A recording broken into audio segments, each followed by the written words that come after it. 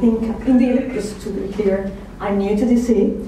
It's probably one of my first days out of the office, believe it or not. So, and yes, it feels like home under the rain in DC. I'm new in DC, but I'm not new to trade policy. So, just for your background, I'm working now in the as deputy in the trade section of the European Union delegation here in DC, and I was coming from the Brussels DG Trade in the European Commission, where I was part of the TTIP coordination unit, basically. So I've been following, I would say, the TTIP negotiations since, well, even before they started, so at the time of the high-level working group, etc. And before that, I was negotiating public procurement chapters in all the trade agreements. So also very kind of easy thing to do. So when preparing for this intervention, I did indeed thought, okay, well, probably everybody thinks about TTIP, everybody, you know, I was expecting Marjorie to focus also on that, so I thought, okay, perhaps it's good to have a step back as well. And you've raised a number of points, and probably a lot of the points that I was going to raise, so I think it's just to complement what you said in your presentation. But basically, it's important to think about the landscape where we are negotiating our trade agreements, and in particular this one. And I think, as our Commissioner for Trade, Cecilia Malmström, usually puts it, she usually talks about the paradox of trade policy. So we're living in times where basically trade, the openness of trade, the economic opportunities are bringing benefits to our citizens, to our companies, and there are clear benefits. But at the same time, it's perhaps the first time in history where trade policy is so much under controversy. There's so much public debate around trade policy. Indeed, it started, I would say, earlier in the European Union, and it goes on, and I'm very happy to kind of share the Brussels perspective or the European perspective about that trade debate. But I think it's indeed, unfortunately, also moving towards this side of the Atlantic. So in a sense, we are kind of confronted to the same challenges, and we have to take that into account when we are negotiating, because obviously we are not negotiating in a silo, and the politics around trade policy obviously are impacting as well the actual negotiations on the negotiating table. So this is the paradox, and you know, there are different things that we can do to solve that, and we'll get into details. The European Union kind of modified or revised a bit its trade policy last year. We are kind of have a new trade strategy which looks more into the inclusiveness, to the discussions, to the outreach, to the engagement with those who are you know, interested in trade policy. And we have modified our approach in a number of areas. I mean, you mentioned investment, but also in how we want to approach the new 21st century trade agreements. And I wouldn't go into details of that, but one of the things that we really want is to make sure that trade works for all. And I think you've heard this morning a lot of the colleagues from the US administration and the US Congress saying, you know, talking about trade must work, trade must be efficient, trade, you know, must bring benefits. And it's in the same spirit that we are kind of, you know, we reviewed our strategy and our trade policy. And this is where the actual, and I'm bringing back to the Transatlantic cooperation, this is where, you know, the EU and the US can play a significant role in showing how we can do that. And yes, I will talk about TTIP, but I think for all of you who are perhaps some more than others newcomers to trade policy issues, I just wanted to underline that the trade relationship and the investment relationship between the EU and the US is not new, and it didn't start with TTIP. So it's a significant part of the relationship, but it's not the only one. And there are a lot of things that we can do together, you know, in the outside world to actually make trade work for all.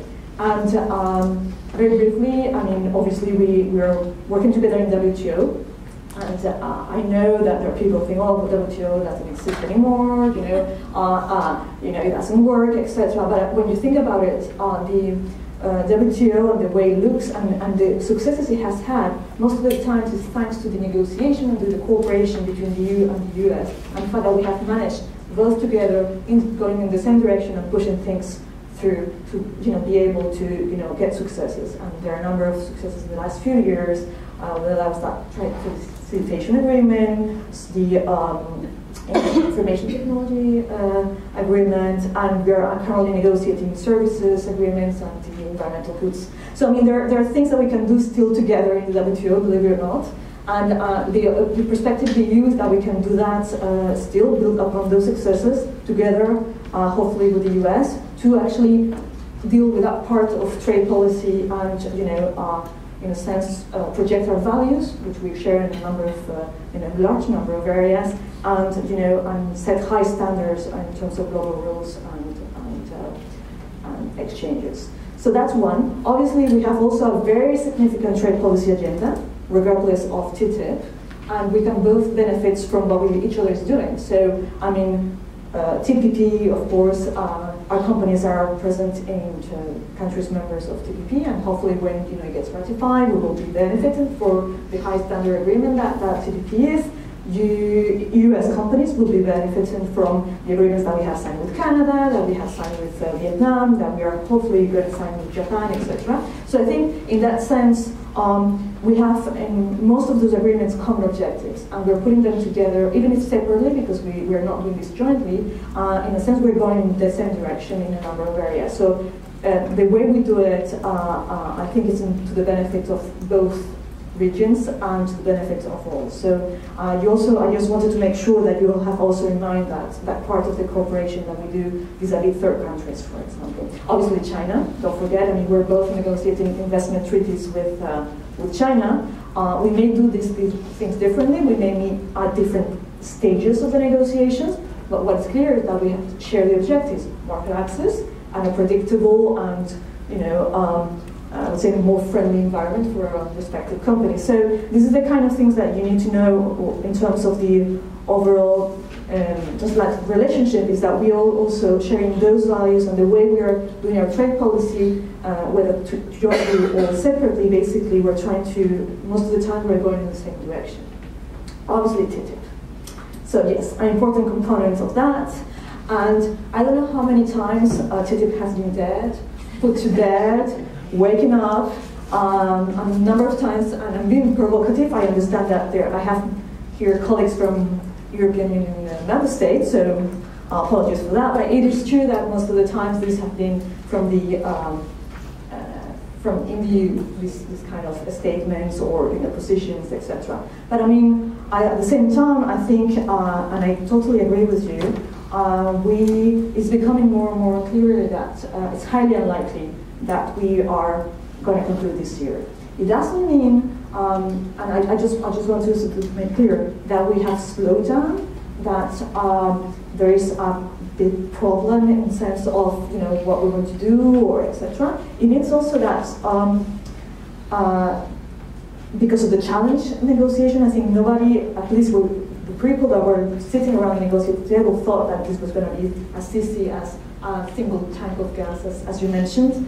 I think negotiators both from the US and from the European Union were looking at each other, oh wow, how are we going to do this? Because we realized this is such a significant partnership that we were trying to achieve, that the challenges that are outstanding are probably one of the most important, the most important challenges in our relationship. And it's very sensitive and very political in some instances. So that makes the negotiation a challenge by itself. And being able to do that in 3 years time, as the beginning it was kind of expected, well, it would have meant that people working dailies and they were already, I mean, to be honest, I've been part of the negotiating team. I can tell you, we're talking to our US counterparts every single day. So it's not that there's been a kind of slowing or not people willing, but it is true that in some areas the discussions are actually highly difficult, because obviously they relate to to obstacles which are the heart of how we organize our economies and how we organize ourselves. So I don't know to what extent you're aware of how the system works in Europe, but basically last week our trade ministers met, and they're going to meet again in the next couple of months. But basically what came out of that meeting was, well, you need to continue working at the technical level. If we are able to reach a point before the end of the Obama administration, and we can conclude a deal. Of course, we will be willing to do that. But it is, and I agree with you, we're at the stage of the negotiations that even if we have made significant progress, we have proposals on almost all areas, we have market access offers on the table, etc. We are not there yet. And for us to, at least from the EU perspective, and I think you share that perspective, concluding an agreement which is not the comprehensive agreement, which is not fulfilling the objectives and the ambition that we set for ourselves, for us is a no-go. And I think it's been very clear. I mean, I don't think our commissioner and trade commissioner will be putting an agreement or putting a deal and then going to the member states and the European Parliament saying, oh, guys, you told me by end of 2016, here it is, and take it or leave it. And I think she will do that. And to be honest, well, I could be wrong, but I mean, I think that's been the line since the beginning. And if we were engaging in such an important negotiation, was to do it right, to do it, have the substance there, and to make sure that there are economic opportunities for companies across the Atlantic, and that we can all enjoy in the best of the ways. A significant trade relationship. Yes, we have a big of challenges. And can we do it this year or with a new administration? We will see. But I think in terms of the actual engagement, in terms of the actual work, we will continue. At least doing as much as progress as possible, consolidating as much as possible the work that has been done, and looking at, well, when the moment has come to make the political decisions that need to be made, whether that's in the development administration or the following, the next administration, we'll see. But I mean, I look forward to your questions. I'm pretty sure you have quite a number of questions, so I think it's better that we just have a conversation about them.